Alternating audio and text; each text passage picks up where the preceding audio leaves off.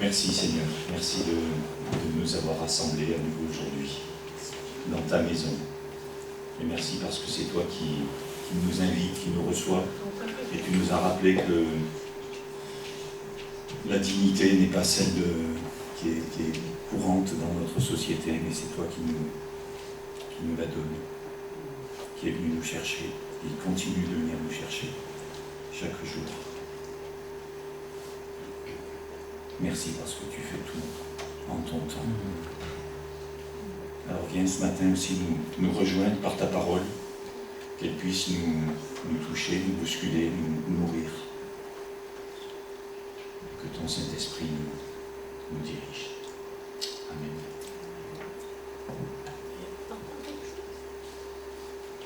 Il faut que je parle plus fort.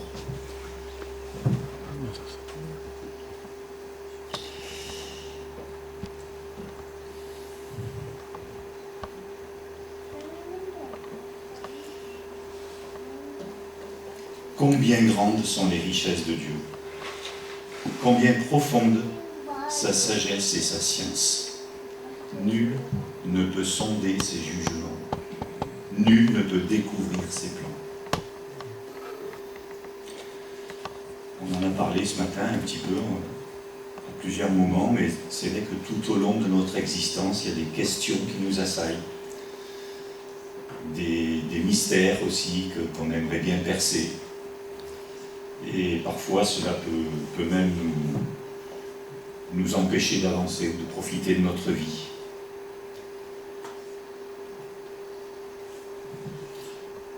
Alors, est-ce que ces mystères, est-ce que ces questions, est-ce qu'on va y passer toute notre énergie? Est-ce que c'est mieux de rien savoir, de ne pas comprendre? Est-ce que Dieu a une place, a une réponse dans nos interrogations? Voilà, je voudrais qu'on lise maintenant un texte dans Romains, et Nora est là. Elle va nous lire Romains 11, versets 25 à 36. Merci Nora.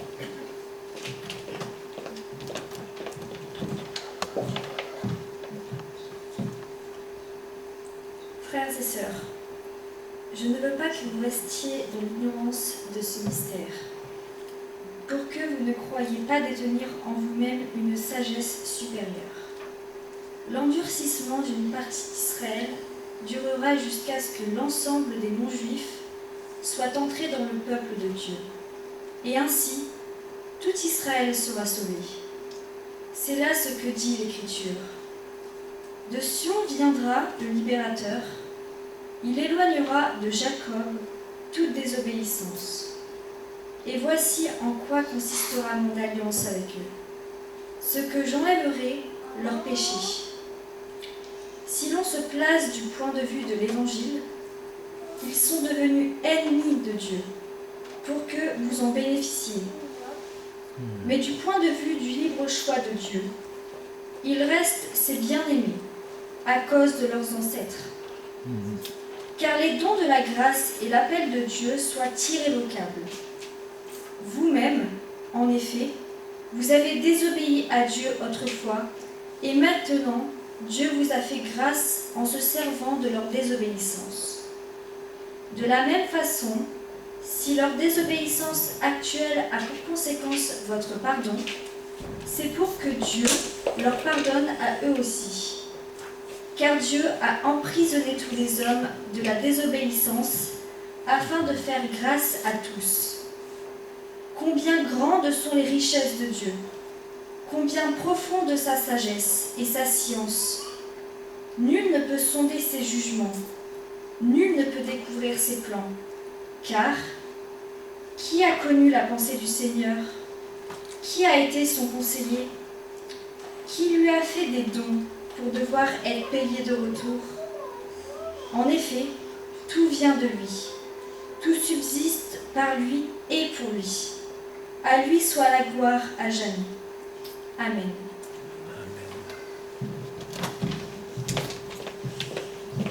Merci beaucoup.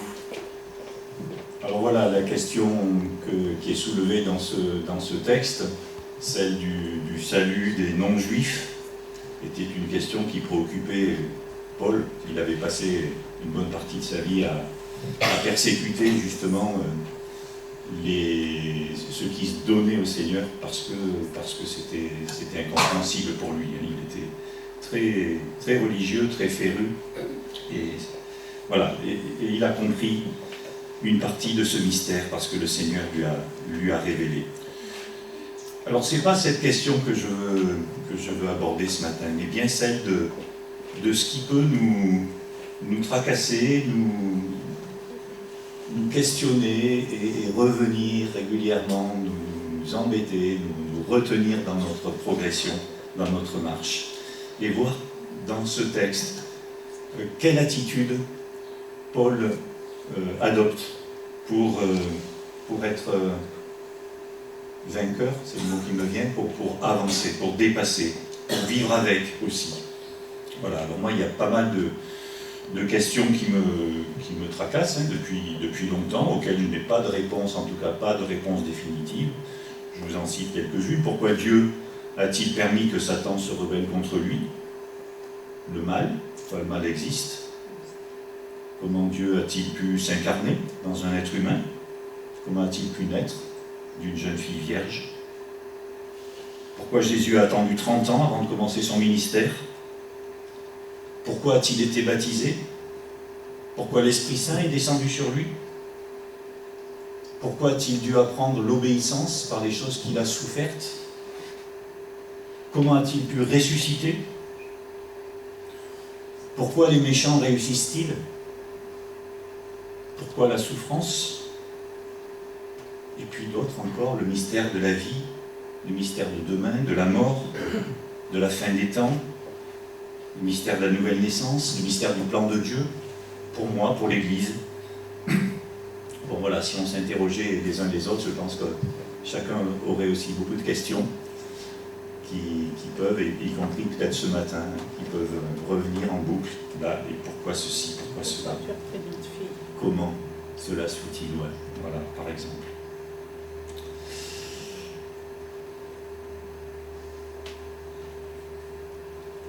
Que de mystère.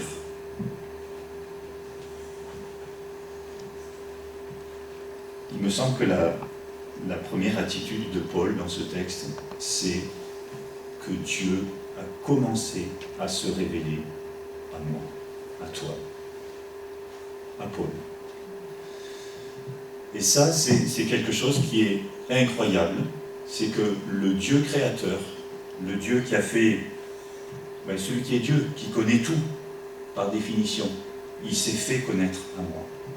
Frères et sœurs, je ne veux pas que vous restiez dans l'ignorance de ce mystère, pour que vous ne croyiez pas détenir en vous-même une sagesse supérieure. Dieu, on l'a lu, et puis on l'a chanté aussi, il nous a envoyé un libérateur.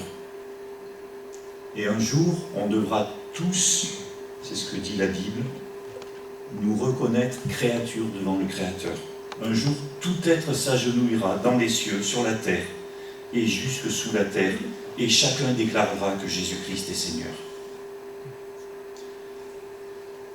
Alors, tant que je maîtrise tout, par ma sagesse, par mes raisonnements, c'est clair que je n'ai pas besoin de Dieu. Et c'est ce que Paul a vécu pendant longtemps. Je ne sais pas si vous connaissez Truman Show, mais Paul, il a vécu un peu comme ça, dans un monde bien étriqué, limité par ses observations, ses raisonnements, son éducation, jusqu'au grand chamboulement dans sa vie où il a compris, accepté que Jésus était vraiment vivant, parce que ressuscité. Il existe un tout autre qui m'aime, ça on l'a chanté aussi ce matin, et qui veut m'introduire dans une autre dimension de vie, qui n'est pas régie par la raison, mais par la foi. La Bible dit que la foi, c'est l'assurance de posséder ce qu'on espère. C'est un moyen sûr, un moyen d'être sûr des réalités qu'on ne voit pas. Et c'est parce qu'ils ont eu cette foi que des hommes des temps passés ont été approuvés par Dieu. Jésus dit que c'est comme une nouvelle naissance. c'est le début d'une relation intime avec le Créateur. Et petit à petit, je fais connaissance avec un Père que j'ignorais, mais qui m'aimait déjà. Et alors, en commençant à se révéler à moi, Dieu a fait surgir la seule question qui est vraiment vitale au sens de l'éternité, c'est comment est-ce que je peux vivre aujourd'hui et demain paraître devant Dieu avec mon péché. Et ça, c'est plus important que de savoir qui va être sauvé, est-ce que lui va l'être ou pas. Et peut-être aussi que beaucoup d'autres des questions que je me pose. Et peut-être que, je pense même, que beaucoup de personnes se posent des tas de questions, mais pas celle-là. Et en fait, si tu te l'es déjà posé, cette question, et si en plus tu as reçu de Dieu l'assurance que Jésus a effacé ton péché, comme on l'a chanté ce matin, et comme on l'a redéclaré aussi en prenant ce pain et ce vin, par sa mort sur la croix, eh bien c'est qu'il ne va pas te lâcher. C'est que ce Dieu qui a commencé à se révéler à toi, à moi, il va continuer. Il nous dit qu'il a mis en nous son esprit, et que son esprit, il perce les secrets de Dieu. Alors il va se révéler petit à petit. S'il se révélait d'un seul coup, on ne survivrait pas. Et y compris jusqu'à notre mort. Hein. C'est au ciel qu'on aura la pleine révélation de qui il est. Voilà. Mais c'est aussi à la mesure de notre attachement à lui. Voilà. Et alors il peut se révéler d'une manière intemporelle, comme ça, sans préavis, je peux dire. Mais il peut aussi, dans mon attachement à lui, dans ma fréquentation par la prière, par la lecture de sa parole, c'est sa parole quand même. Donc c'est aussi comme ça que je peux le connaître. Voilà. Et donc Paul, il a reçu, en se consacrant entièrement à Dieu, une partie de cette question qui le taraudait, ce mystère des Juifs, des non-Juifs. Comment ça se fait que Dieu ait pu emprisonner tous les hommes dans la désobéissance afin de faire grâce à tous. Incroyable. Alors Pascal, notre pasteur, dirait si on est là, c'est pas par hasard. J'ai repéré qu'il aime bien dire ça. Et c'est que Dieu aussi a commencé à se révéler à nous. Et il n'attend qu'une chose, c'est continuer à le faire.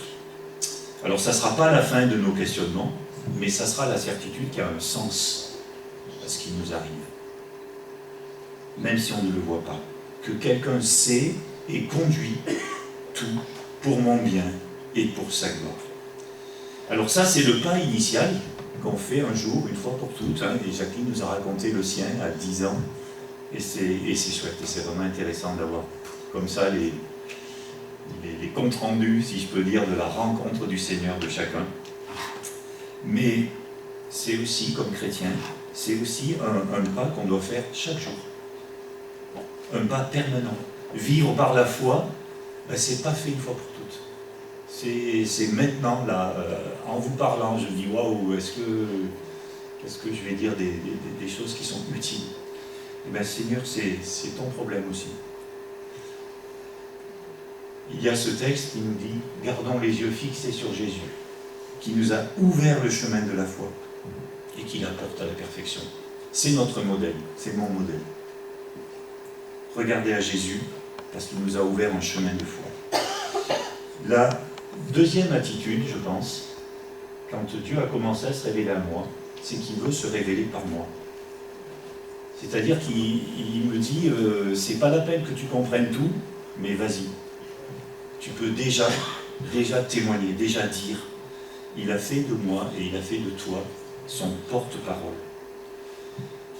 Et là, dans le texte qu'on a lu, et Nora nous a lu, il dit, je ne veux pas que vous restiez dans l'ignorance de ce mystère. Paul a reçu des choses, il va en recevoir encore après, mais déjà il transmet. Et il me semble, c'est peut-être pour moi spécialement, mais que j'ai plutôt tendance à me dire, je commencerai à raconter quelque chose quand ça sera un peu plus clair pour moi. Ben, pas forcément. Je pense que Dieu nous appelle dès maintenant à témoigner. Au-delà de tous les mystères qui demeurent pour moi, au-delà des questions qui continuent de se poser, Dieu me demande de transmettre. Vous vous rappelez l'homme que Jésus a délivré au début de son ministère? Il lui dit: va, rentre chez toi. Et cet homme, il voulait le suivre, hein, et pour recevoir encore plus, pour apprendre à connaître mieux, Jésus lui dit: va, rentre chez toi, auprès des tiens, et raconte-leur ce que le Seigneur a fait pour toi. Et quelle compassion il a eu pour toi. Et je dis, c'est peut-être aussi quelque chose que j'aimerais bien, rester plus dans l'étude, la méditation, tout ça. Ben non, il faut y aller. Ça ne suffit pas. On n'attend pas d'atteindre un palier. Il n'y a pas de palier. On vit avec le Seigneur et il nous appelle il veut se révéler aussi à travers nous. Et quand Paul est devenu chrétien, voici la parole qui lui a été adressée: j'ai choisi cet homme pour me servir. Il fera connaître qui je suis aux peuples étrangers, à leurs rois ainsi qu'aux Israélites. Il fera connaître qui je suis. Donc Dieu aussi te demande de faire connaître qui il est. Le peu qu'on connaît de lui. Quelle compassion il a eu pour moi, ça je peux le dire.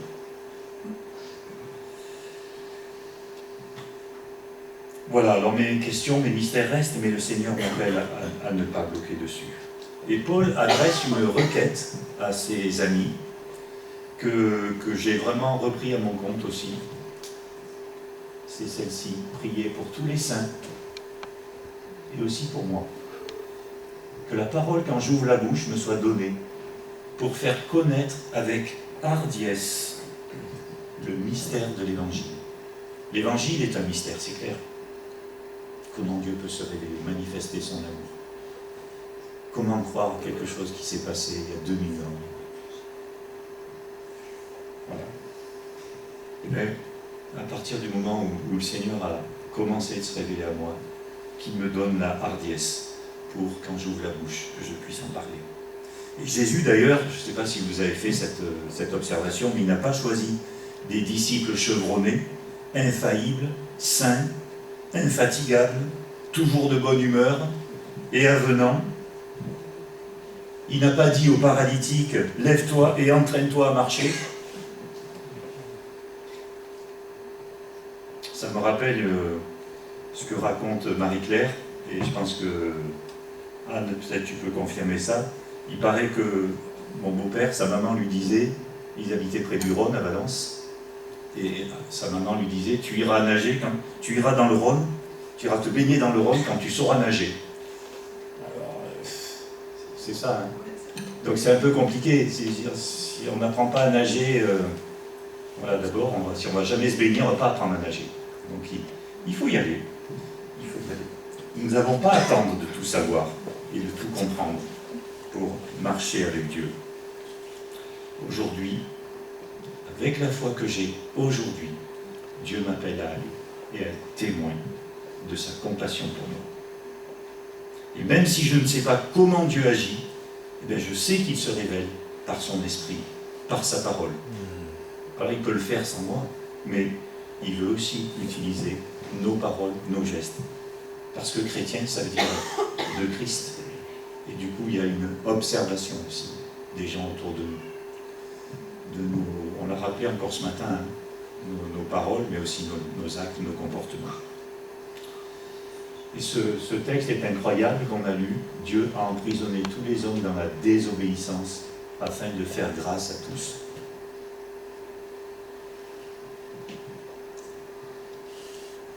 Dieu a emprisonné tous les hommes dans la désobéissance afin de faire grâce à tous. C'est exactement ce que nous a rappelé France. On n'est pas dignes. On est des désobéissants. Et Dieu nous a fait grâce. Et c'est parce qu'on le sait qu'on vient devant lui et qu'on l'adore, parce qu'il nous rend dignes, nous délivre.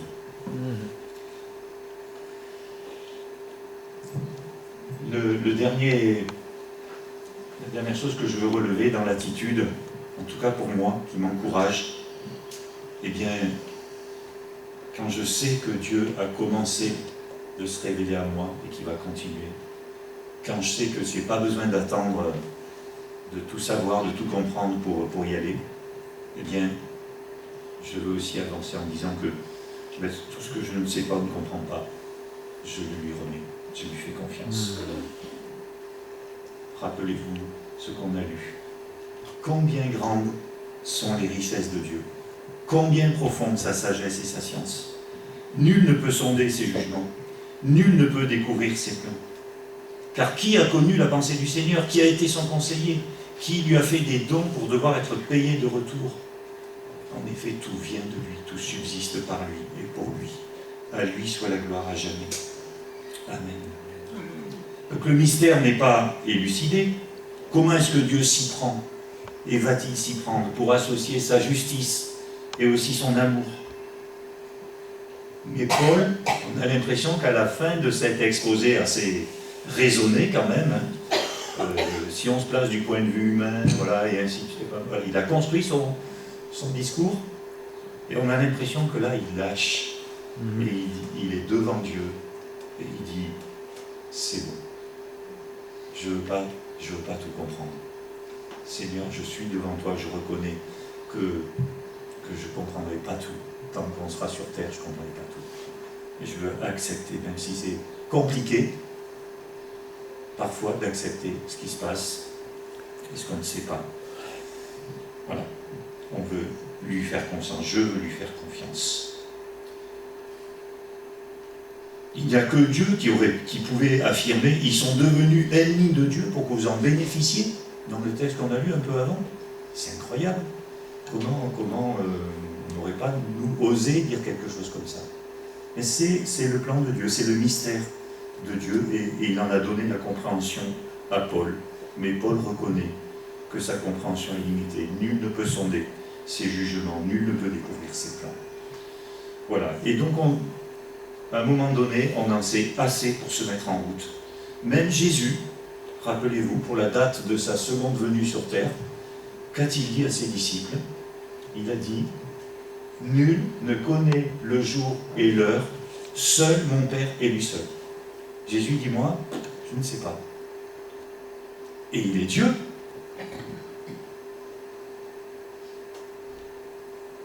Et il ne me semble pas que ça allait tracasser plus que ça de ne pas savoir.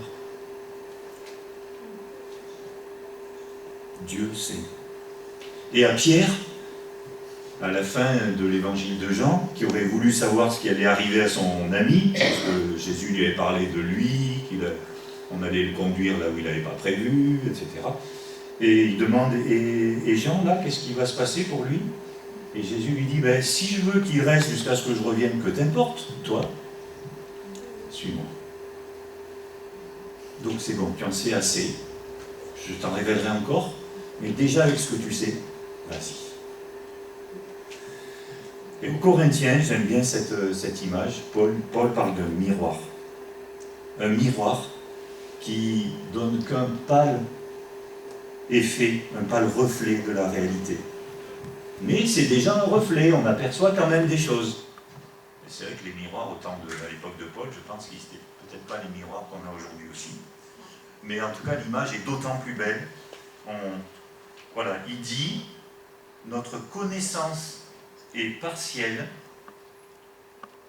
C'est pas celui-là, je ne l'ai pas écrit. Notre connaissance est partielle. Et partielles sont nos prophéties.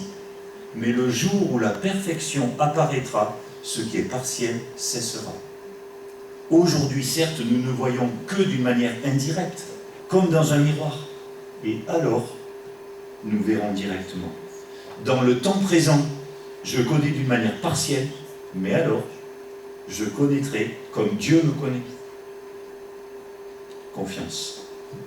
Confiance. Nous, un jour, nous comprendrons parfaitement.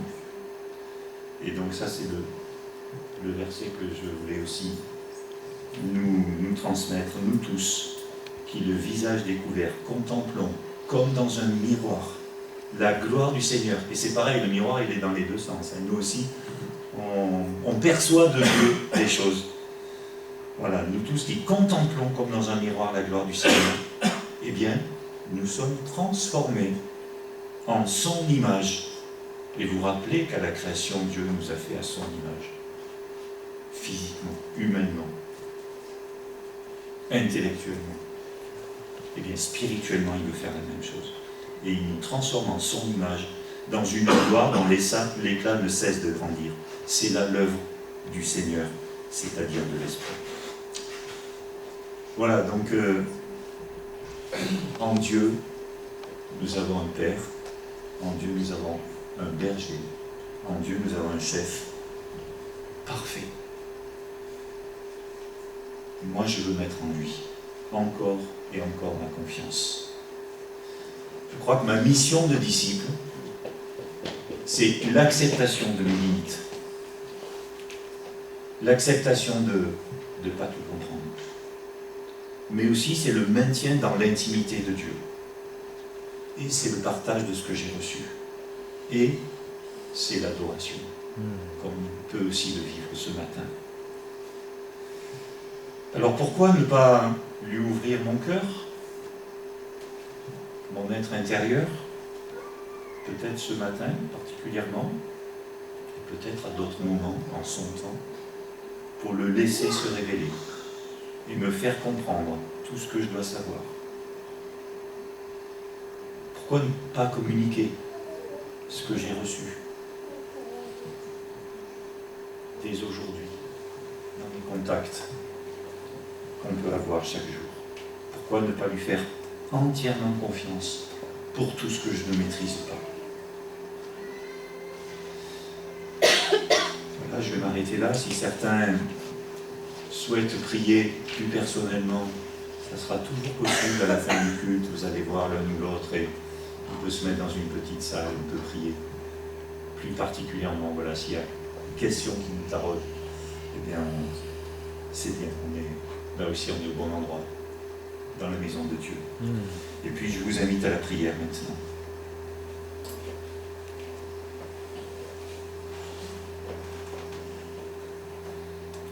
Père, je te demande, toi qui possèdes la gloire, de nous donner par ton esprit sagesse et révélation, pour que nous te connaissions,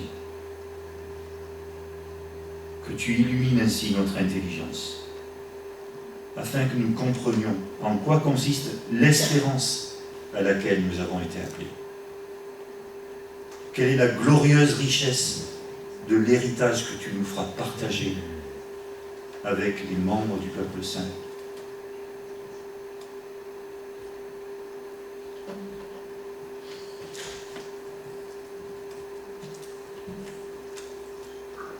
Je prends la suite du texte, excusez-moi.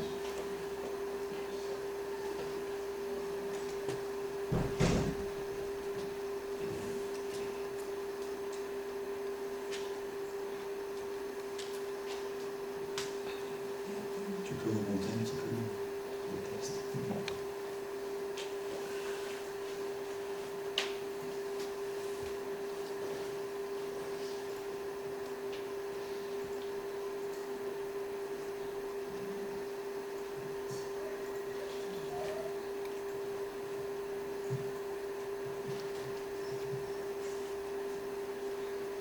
Voilà. C'est dans Éphésiens. Et donc, Seigneur, je te demande maintenant que tu nous montres, que tu nous révèles la glorieuse richesse de l'héritage que tu nous feras partager avec les membres du peuple saint, et aussi l'extraordinaire grandeur de la puissance que tu mets en œuvre en notre faveur, à nous qui plaçons notre confiance en toi. Amen.